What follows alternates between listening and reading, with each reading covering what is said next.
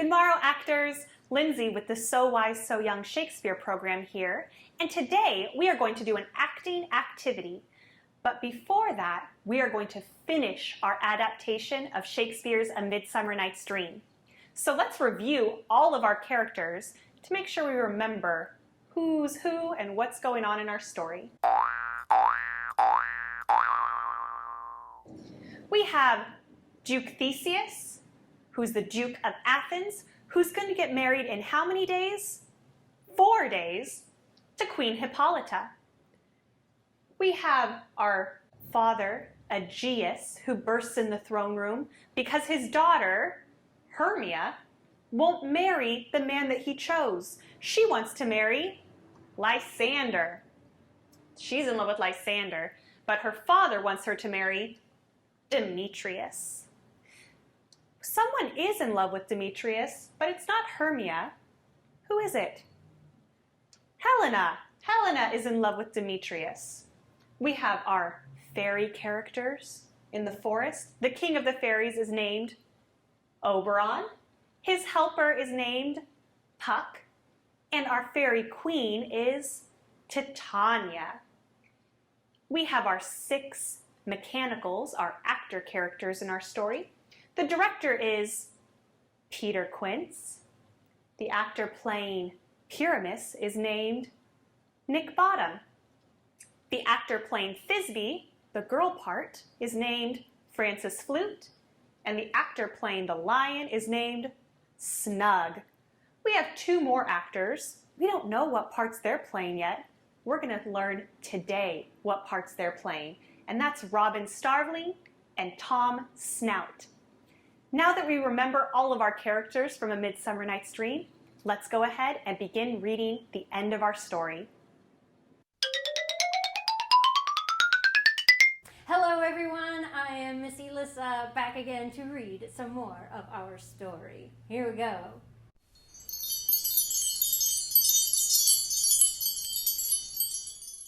What of the actors who rehearsed their play? Whatever happened to them, you might say? Bottom returned. With him no longer gone, the actors prepared for the show to go on. A tedious brief scene of Pyramus and Thisbe, full of tragical mirth, as you will soon see. Tragical mirth. What do you think you might mean by that? Tragical comes from the word tragedy. What do we know about tragedies? They're pretty sad, right? There's usually a lot of death and sadness.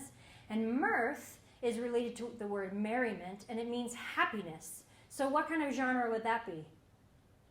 Fit more into our comedy section, right? So he's basically saying we have a tragedy comedy.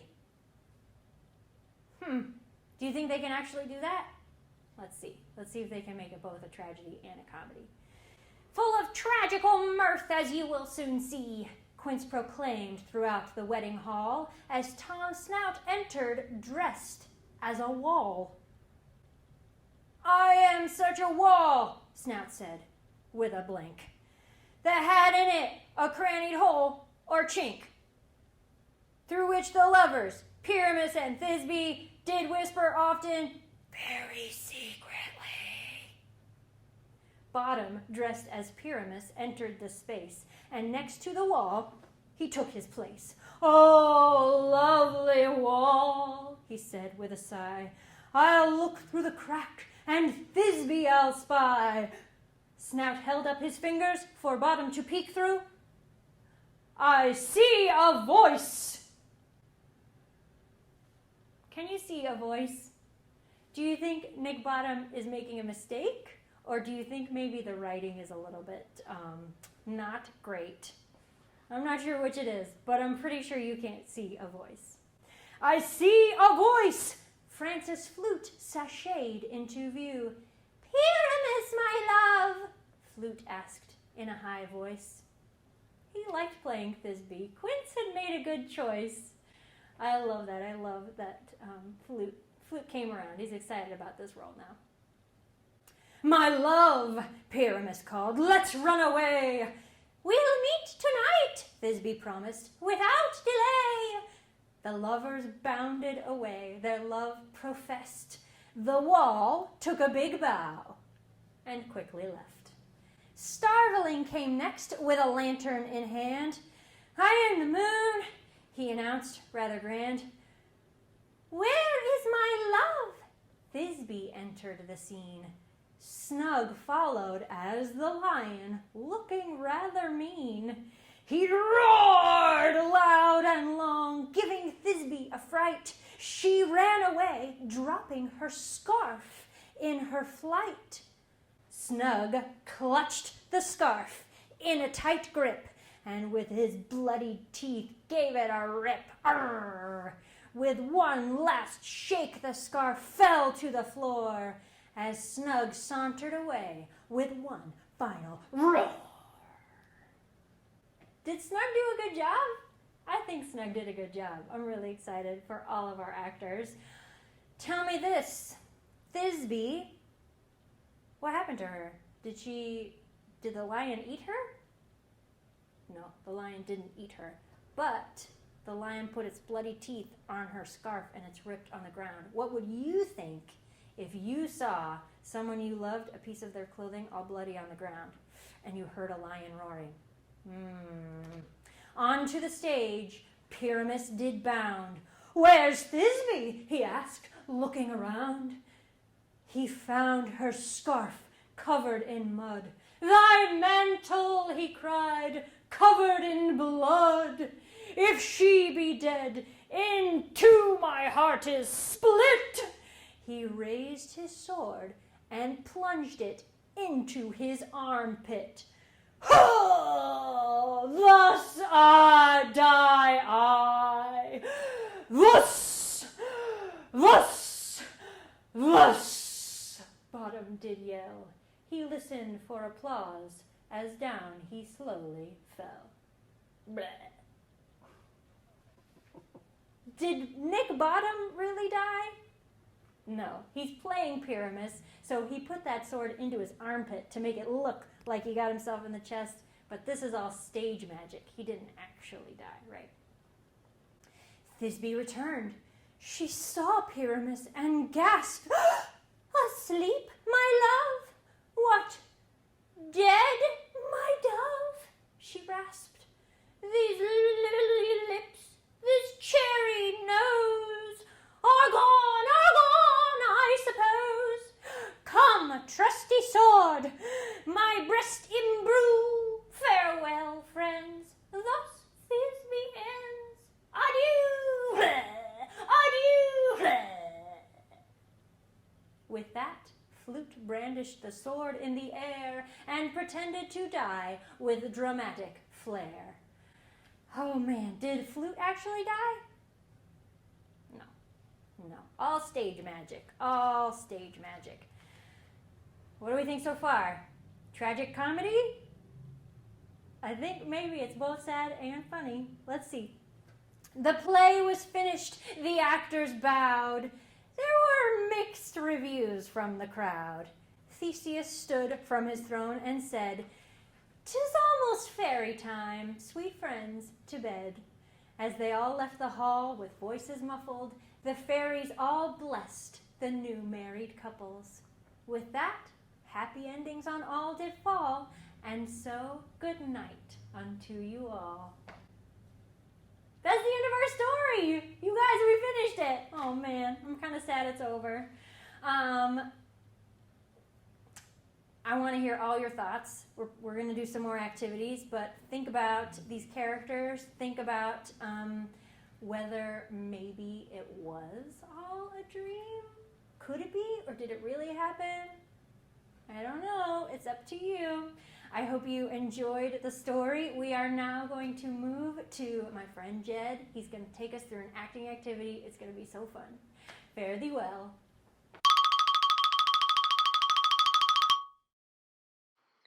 In this character box acting exercise, we will be portraying some of Titania's fairy friends that we didn't get to meet in our story. Their names are Peas Blossom, Cobweb, Moth, and Mustard Seed. Remember, fairies come in all shapes, sizes, and personalities, so you can use your imagination. There aren't any right or wrong character poses. So let's get acting. Hi, it's Jed again. It's time for another activity. So let's go ahead and stand up and find yourself in actors neutral. Again, let's find our feet right beneath our hips. Our knees are soft, meaning they're a little bit bent. Our shoulders, our arms, our hands are down by our side and they're relaxed. Awesome. Guess what? It's time for another character box. Let's go ahead and pick it up. Nice. Do you remember what yours looks like? If not, that's okay. Again, let's just use our imagination. How heavy is it today? What's it made out of? Cool. Let's go ahead and put it down. Let's go ahead and pull out our first item from the box. Whoa, it's another fairy wings. Let's go ahead and put it on. What does it feel like when you have fairy wings on? Awesome. Let's go back to our actors neutral and let's pretend these belong to Peas Blossom. Now, Peas Blossom is a small, tiny flower. Let's think about that for a second. What might that look like? In 3 seconds, let's strike a pose. Ready? 3, 2, 1. Great. Let's make it bigger. Ready? 1, 2, 3. Very cool. Let's go back to actors neutral and think about another fairy. I know. Cobweb. What does that sound like? I think it kind of sounds like Spider-Man. So let's think about Spider-Man and think of a pose. In 3 seconds, let's strike a pose. Ready? 1, 2, 3. Great. Let's do that one more time. This time, let's try to go bigger. Ready? 1, 2, 3. Very cool. Let's go back to actors neutral and think of another fairy. Moth. Let's think about moth. You know, moths really love the light. So let's think of a pose that showcases that. Let's strike a pose in 3 seconds. Ready? 1, 2, 3. Great. Let's try to go bigger. You ready? 1, 2, 3. Awesome. Let's go. Okay, let's go back to actors neutral and think of the last fairy. Mustard seed. Now, mustard seed is small and kind of spicy. So let's think of a pose that showcases that. Ready? 3, 2, 1. Great. Let's try that one more time, but this time, let's try to go bigger. Ready? 1, 2, 3. Great. That was awesome. Now, let's go ahead and take off our fairy wings. Shake it off, and let's put it back in that character box.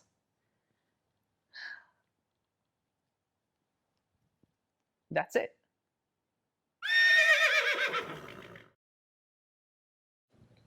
Today, we finished our story of Shakespeare's A Midsummer Night's Dream, and we got to act out some of those helper fairy characters. Next week, we're going to start adding dialogue or words to those Shakespeare characters. So until next time, let's do our best bow or curtsy and say fare thee well. Ready? 3, 2, 1. Fare thee well. For more educational Shakespeare videos, subscribe to our channel and click the bell to turn on notifications.